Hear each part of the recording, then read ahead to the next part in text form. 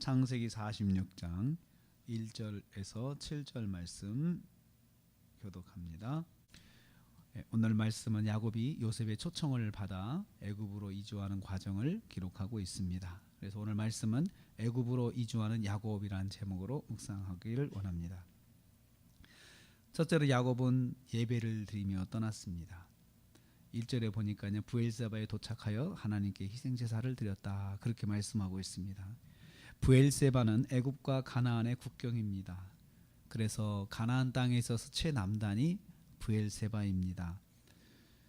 이제 브엘세바를 지나면 문화와 언어와 인종이 다른 세상에 들어가게 되는 것입니다.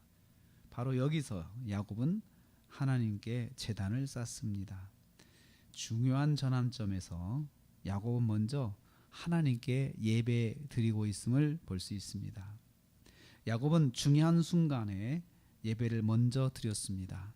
그 예배 후에 하나님께서 그 밤에 야곱을 찾아오십니다. 야곱을 만나 주시는 것입니다. 야곱의 예배는 하나님을 의지하는 신앙 고백입니다. 중요한 순간에 예배가 먼저 라고 하는 그 야곱의 의식은 우리가 배워야 하는 야곱의 신앙 중에 하나입니다. 둘째로 야곱은 하나님으로부터 약속을 받습니다. 3절 말씀 보니까요, 하나님은 예배를 받으시고 야곱에게 세 가지를 약속하십니다. 첫째는 큰 민족을 이루게 하실 것, 두 번째는 애굽으로 함께 가신다는 것, 임마누엘입니다. 셋째는 다시 돌아오게 하신다는 거죠. 귀향을 약속하십니다. 한마디로 이 길은 하나님이 계획하신 길임을 알려주시는 것입니다. 그냥 가는 길이 아니고 내가 계획한 길이다, 내 뜻이 있는 길이다 라는 것을 야곱에게 일깨워 주십니다. 이게 언제 일어났습니까? 예배를 드린 후에 일어났습니다. 야곱은 예배를 통하여 하나님의 약속을 받았던 것입니다. 셋째로 야곱이 온 가족과 함께 애굽으로 떠났습니다. 5절 말씀에서 7절 말씀 보면요, 야곱은 요셉이 보낸 수레를 타고 모든 자손과 함께 요셉이 있는 애굽으로 들어갔다, 그렇게 말씀하고 있습니다. 이 요셉의 이야기는 사실은 야곱의 일생의 한 부분입니다. 요셉 단독의 일생 그 내용이 아니고 야곱의 일생이 기록되는 가운데 한 부분으로 요셉의 내용이 들어가 있습니다. 야곱을 애굽으로 부르기 위해 요셉을 통하여 준비시키신 하나님의 계획이었습니다. 큰 민족을 이루어 다시 가나안으로 오게 하기 위해 요셉의 성공이 사용되고 있습니다. 이 날이 있기 위해서 야곱은 13년 이상의 캄캄한 시절을 보냈습니다. 아들이 죽었다는 생각으로 답답하고 캄캄하고 암담하고 마음의 고통을 가진 세월을 13년 이상을 보냈습니다. 야곱의 현재의 캄캄함, 13년 이상의 캄캄한 시절, 그 시절은 하나님의 준비의 시간이었습니다. 준비를 위해서 하나님은 우리가 알지 못하는 준비를 위해서, 하나님의 준비를 위해서 우리의 캄캄한 시절을 사용하시고 있음을 볼 수 있습니다. 우리에게 캄캄한 시절을 보내도록 하나님께서 이끄시는 것도 있다고 여기서 알 수가 있습니다. 우리는 우리의 캄캄한 시절의 비밀을 알지 못합니다. 그런데 야곱의 캄캄한 시절을 보면서 야곱의 캄캄한 시절의 비밀은 요셉을 통해서 하나님께서 준비시키기 위한 시간이었음을 볼 수가 있습니다. 현재 알 수 없는 캄캄함이 있습니까?